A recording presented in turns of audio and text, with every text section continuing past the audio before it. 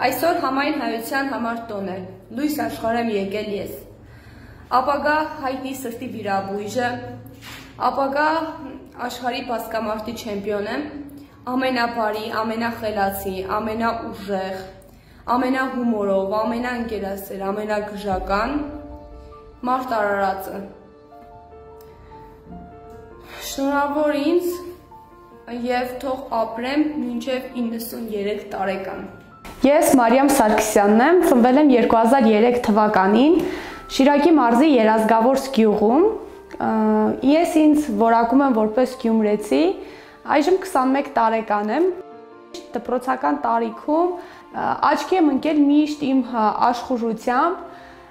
ուժով եւ տղաների հետ անընդհատ կռիվներով։ Դպրոցական տարիքում հաճախել եմ պարի, մոտ 8 տարի ես զբաղվել եմ պարով եւ իմ մտքում երբեք չի եղել այն փաստը, որ ես օրերից մի օր կդառնամ սպորտսմեն։ Շատ հաճախ են ինձ մոտեցել եւ հարց տվել, թե արդյոք սպորտսմեն եմ եւ հատկապես ծանրամարտիկ։ Պատասխանը եղել է բացասական։ Իմ հարազատները միշտ իմ հայրիկին համոզել են, որ ինձ ուղարկի կամ ջյուդոյի եւ կամ սամբոյի, բայց դա եղել է փակ թեմա եւ ես ոչ մի կերպ չեմ պայքարել։ Դպրոցական տարիքում մոտ 4-րդ դասարանում ունեինք ֆիզկուլտուրայի ուսուցիչ, ընկեր Սուվարյանը, տղամարդ ուսուցիչ էր, ով ինձ պարբերաբար ձեռի ուժ կպնել էր տալիս, ինձնից 3 տարի մեծ տղաների հետ, ես նրանց հաղթում էի։ Նա սովորեցնում էր ինձ ինչ-որ գաղտնիքներ բասկամարտից, որը փոքր Մարիամի համար շատ ահավոր մեծ գաղտնիքներ էին։ Բացի բասկամարտից նաև վազքի մրցույթ էր կազմակերպում իմ եւ տղաների մեջ եւ իմ համար շատ կարեւոր էր, որ 5-րդ դասարանից նա լինի իմ ֆիզկուլտուրայի ուսուցիչը, բայց չհաջողվեց, որովհետեւ նա դպրոցից դուրս եկավ, նա ինձ այժմ դժվար հիշի, բայց այդ մանր կյանքի դրվագները ես շատ լավ հիշում եմ։ Մի քանի տարի անց իմ դպրոցի տնօրենը ընկեր Մխիթարյանը ասում է, որ Գյումրիում կազմակերպվում է դպրոցական բասկամարտի առաջնություն, որտեղ ուզում է, որ ես մրցեմ։ Իմ ուժերի վրա բացարձակապես վստահ չեմ լինում, միայն ինձ է տանում այդ մրցմանը եւ ով որ հաղթելու է, պետք է գա հանրապետական փուլ։ Ես հաղթում եմ ի զարմանս ինձ եւ բոլորի ու գալիս եմ հանրապետական փուլ։ Առաջին անգամ գրավում եմ 4-րդ հորիզոնական, ինձ համար շատ դա ուրեմն վատ արդյունք էր։ Երկրորդ տարին ես անհամբեր սպասում էի, որ էլի լինելու է դպրոցական առաջնություն, էլի լինում է։ Այժմ ինձնից բացի մեր դպրոցի տնօրենը տանում է նաև մեր դասարանի 2 տղաներին։ Մեր տղաները չեն անցնում մարզական փուլը, ես էլի անցնում եմ մարզական փուլը ու գալիս եմ Երևան, այս անգամ էլի ֆինալային մրցույթը ընկնում եմ պրոֆեսիոնալի հետ, գրավում 2-րդ հորիզոնականը, դա եւս իմ համար 2-րդ հարվածն էր եւ ինձ իմ ընկերները ասում են, որ կա ուրեմն համալսարանում այդպիսի մրցույթ եւս եւ համբերիր մինչեւ ընդունվես համալսարան։ Եվ այդ միտքը իմ ուղեղում կոնկրետ եփվել է, մինչև ես եկել եմ Երևանի Մխիթար Հերացու անվան պետական բժշկական համալսարան։ Ի սկզբանե փոքրուց ես որոշել եմ դառնալ բժշկուհի եւ միշտ իմ հորեղբոր աղջկա հետ կռիվ էր, թե ով է դառնալու բժիշկ, ի վերջո պայքարում երևի թե հաղթել եմ ես, որ ընդունվել եմ բժշկական համալսարան։ Մայրս պարբերաբար ինձ միտք է տվել դառնալ բժշկուհի եւ այժմ գիտի, որ դա միայն իր ասացի արդյունքն է, բայց ոչ, ես ի սկզբանե որոշել էի դառնալ բժշկուհի եւ իմ եւ մամայի շահերը այս դեպքում համընկնում են։ Բժշկական համալսարանում սովորելը բարդ է, բայց անհնար չէ։ Ես սովորում եմ բարձր առաջադիմությամբ։ Հետագայում ցանկանում եմ դառնալ օրթոպեդ տրավմատոլոգ, եթե ինձ մոտ ստացվի, իսկ ինձ մոտ ստացվելը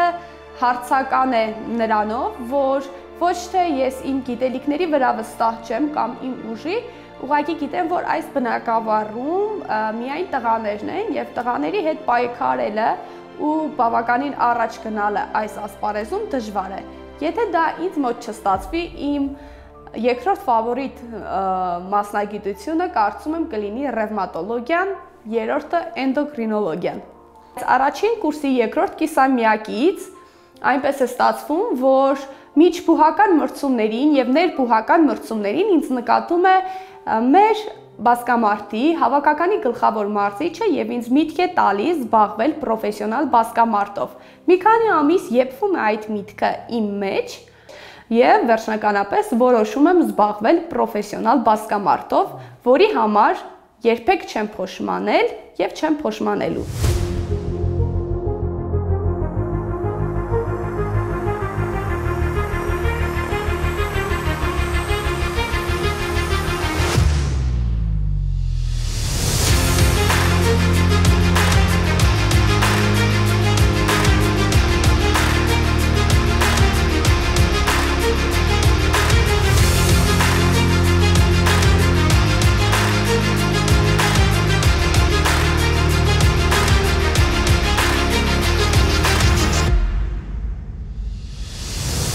Եվ մարդիկ շատ հաճախ են ասում ինձ մոտ այս խոսքը, թե ես որպես պացիենտ երբեք չեմ գա քեզ մոտ բուժվելու։ Ասեմ, որ ուրեմն իմ պրակտիկա, երբ որ գնում էի պրակտիկայի, հերացի թիվ 1 հիվանդանոց, իմ պրակտիկայի բուժքույրերը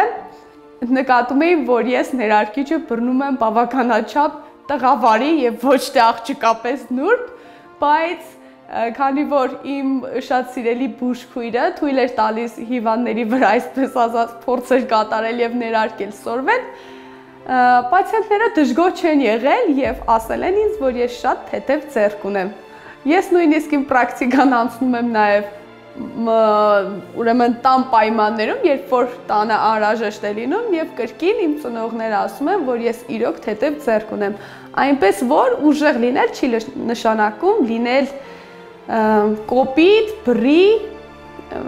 այն ընդհանրապես կապ չունի նրբության հետ։ We have first from Armenia, Mariam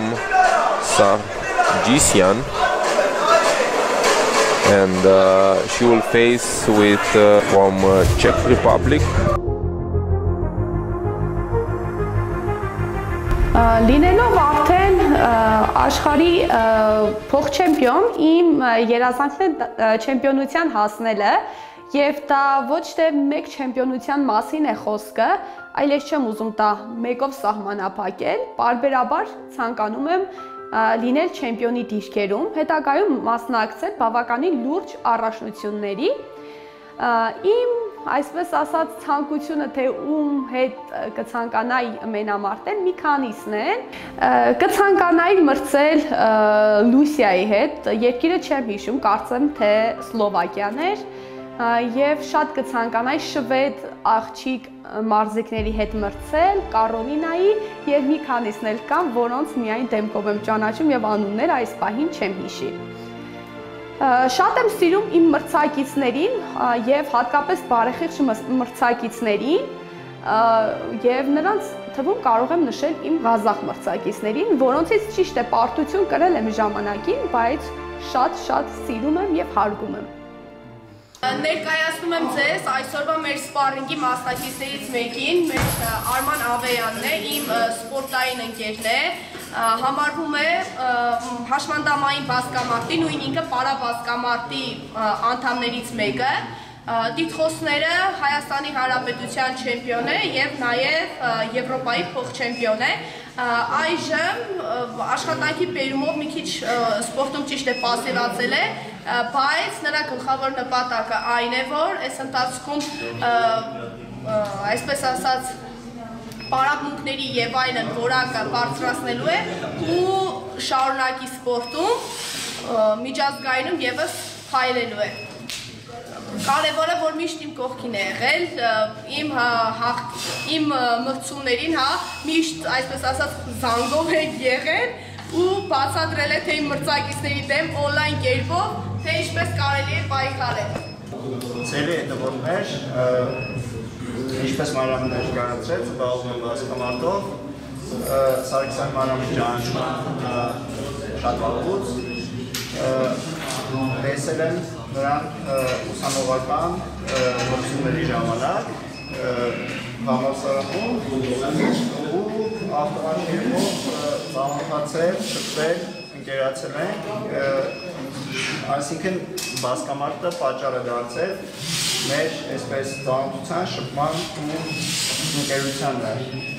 Եկել եմ այսօր սպարինգին,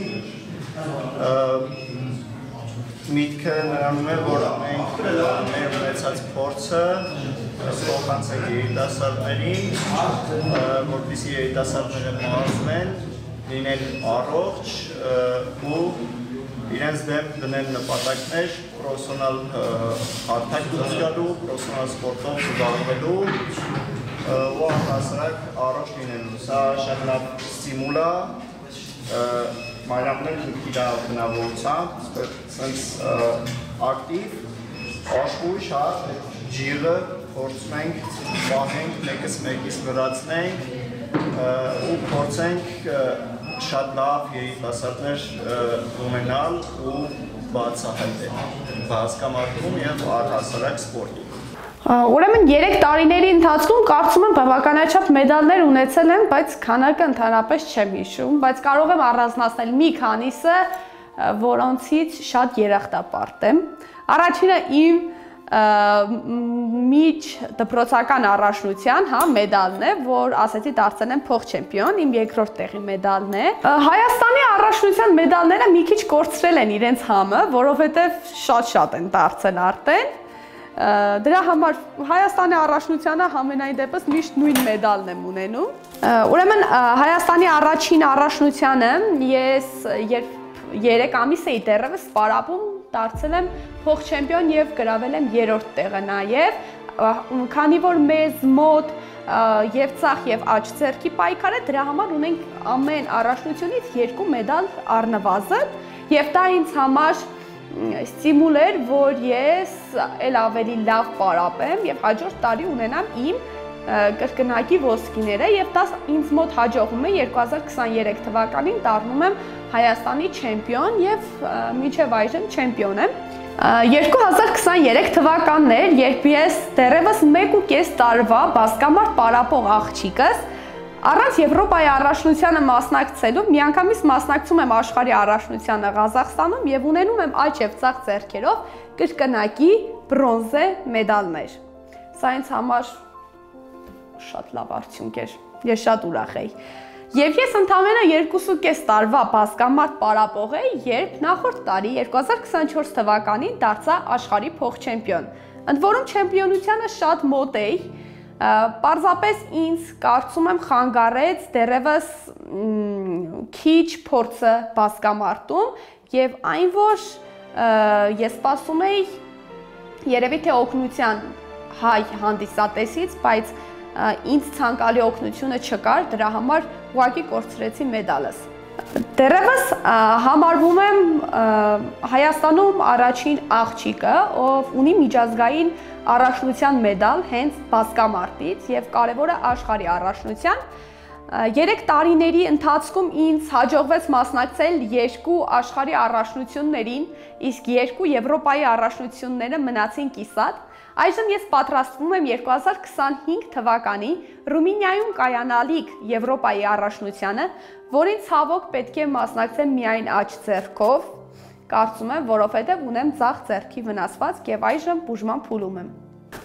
Եթե խոսենք հայրենասիրությունից, կասեմ, որ երևի թե մինչև պատերազմը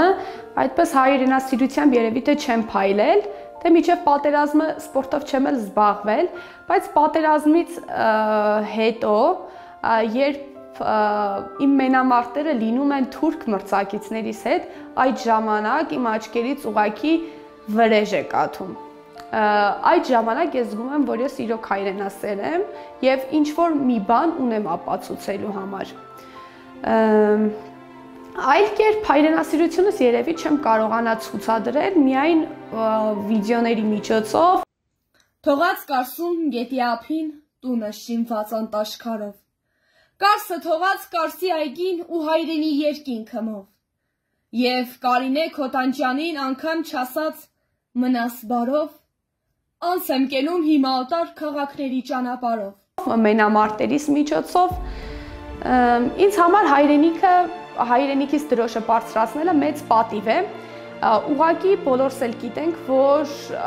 ապրելու համար պետք է գումար, եւ եթե ինչ-որ մի օր ստացվի այնպես, որ դրոշը իմ ձեռքերում չլինի, հաշվի առեք, որ պատճառը միայն ֆինանսական է, ոչ մի ուրիշ պատճառ չկա, որ ես ինչ-որ մի օր հրաժարվեմ իմ դրոշից։ Իսկ եթե ինչ-որ մի դրոշ էլ բարձրացնեմ, հաստատ մի հատ պուջուրել մոդոս ունենալու եմ, որ հաստատ հետս բարձրացնեմ էլի բեմ։ Եթե խոսենք ընտանիքիս անդամների մասին, թե ինչպես են վերաբերվում իմ սպորտին, կասեմ, որ ընտանիքիս համար կարևոր է, որ ես կենտրոնանամ բժշկականի վրա, բայց ես տեղում դոփող մարդ չեմ, եւ ինձ համար անհանդուրժելի է մեկ բնագավառի մեջ խորանալ ու անընդհատ դրա մեջ լինել։ Ես սիրում եմ փորձել տարբեր բաներ, եւ ծնողներս դեմ են, բայց նրանք գիտեն, որ դա իմ ընտրությունն է եւ չեն խանգարում։ Ես բոլոր հարցերը իմ սպորտի հետ կապված լուծում եմ։ Միակ մարդը երևի թե որ աջակցում է, դա իմ եղբայրն է։ Զբաղվում է բասկամարտով եւ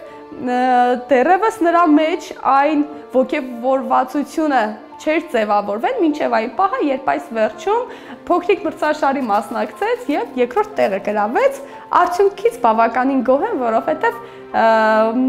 ում որ պարտվել էր տարիքով նրանից բավականին մեծ էր։ Իմ արտասովոր, այսպես ասած, ընդունակություններից կարող եմ նշել մեկ հատը եւ ամենագլխավորը, որ ես ժամանակի մեջ տեղավորվող մարդ եմ, այսինքն ես կարող եմ հասցնել եւ բժշկությունը, եւ սպորտը, եւ աշխատանքը, եւ դա ինձ կարծում եմ տրված է Աստծուց, որովհետեւ իմ ճանապարհը լիովին բացում է Աստված։ Ճիշտ է, որ ասեմ, փոքր տղաները 14-15 տարեկան, երբ ես անցնում եմ նրանց կողքով, նկատում եմ ծխախոտ եւ այլն, այդ պահին իմ մոտ զզվանք է առաջանում նրանց նկատմամբ։ Կցանկանայի, որ մեր սերունդը տղամարդիկ կոփվեին եւ թեկուզ եւ դա չեն անում, չխանգարեն նրանց կողքը գտնվող աղջիկներին դառնալու էլ առավել ուժեղ։ Իմացեք, որ աղջկա ուժը տղու համար չպետք է լինի չափանիշ, հա, եւ տղային, այսպես ասած, նվաստացնող, այլ դուք պետք է ավելի ոգևորվեք, որ ձեր ենթադրենք ապագա երեխայի մայրը ուժեղ է, ձեր կողքին է եւ ծնում է արյուսներ։ Ցանկությունս երևի թե որպես սպորտսմեն եւ հայրենիքի մարդ կարծում եմ այն է, որ չի ցանկանա, որ աջակցությունը սպորտսմենի կամ ինչ-որ նպատակի ուղղված մարդու լիներ այն ժամանակ, երբ որ մարդ ուղղակի դիմում է եւ նոր է ստանում աջակցություն, կարծում եմ որ կառավարությունը ինքը պետք է հետաքրքրված լինի եւ որոնի այդ մարդկանց, բայց եւ այնպես ես ինչքան դիմել եմ, ստացել եմ աջակցություն եւ դրա համար շատ շնորհակալ եմ մեր կառավարությանը։ Շատ շնորհակալ եմ իմ բժշկական համալսարանին եւ իմ դասախոսական անձնակազմին։ Բժշկական համալսարանը այս պահին ինձ ընդառաջել է եւ թողել է մասնակցելու անվճար ուսանողների պայքարին եւ իմ բացակայությունը Եվրոպայի առաշնության համար չի որակում որպես անհարգելի եւ դրա շնորհիվ կարող եմ մասնակցել անվճարների պայքարին, իսկ դասախոսական անձնակազմին ինչու եմ շնորհակալ, որ նրանք միշտ մտնում են իմ դրության մեջ եւ իմ դասերին ինչ-որ մի բան չհասցնելը նրանց մոտ արդարացված է ու ինչ-որ մի թերացում են նրանք կարող են հանդուրժել եւ դրա փոխարեն ինձ բարձր նշանակել թուրքին կրելու համար, ուժեղ սպորտսմեն լինելու համար։ Շատ շնորհակալ եմ ձեզ։ Սպորտը բացի այս մեդալներից ինձ տվել է նաեւ հոգու հանգստություն եւ ինքնավստահություն։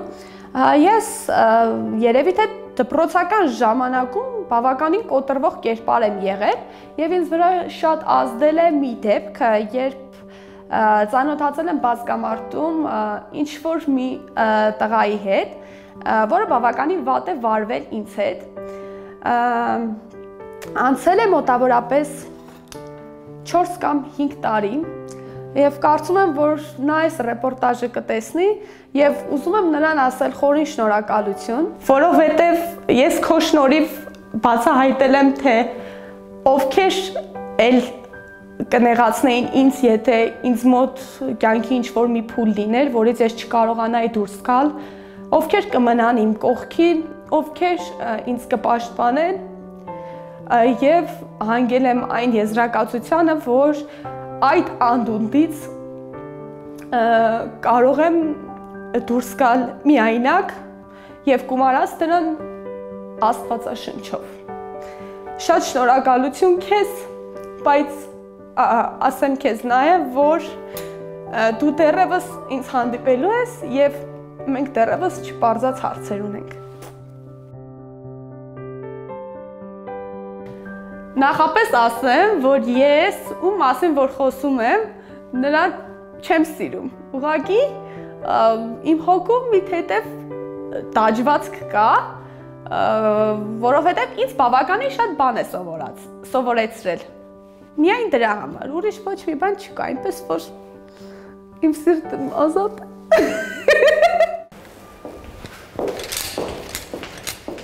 Ես Մարիամ Նամսարքսյան։ Իմ հայոց լեզվի ուսուցչուհի Ընկեր Մուրատյան։ Եթե այս ռեպորտաժը նայել եք եւ ես հայոց լեզվից սխալներ եմ թույլ տվեք, կներեք։